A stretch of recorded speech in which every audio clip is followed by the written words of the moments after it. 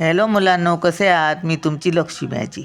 तर आज आपण हाऊस म्हणजे घरावरील आधारित शब्द जे आपल्याला आपण इंग्लिशमध्ये बोलतो, मराठीत काय बोलतात हे सुद्धा माहिती नाही असे शब्द आहेत बघा, मजा येईल.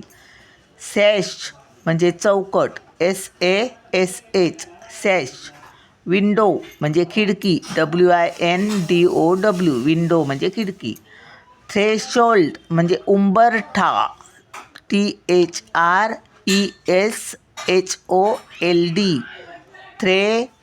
थ्रेशोल्ड. रूप म्हणजे छप्पर, ROOF रूप. एटिक म्हणजे माळा, ATTIC एटिक.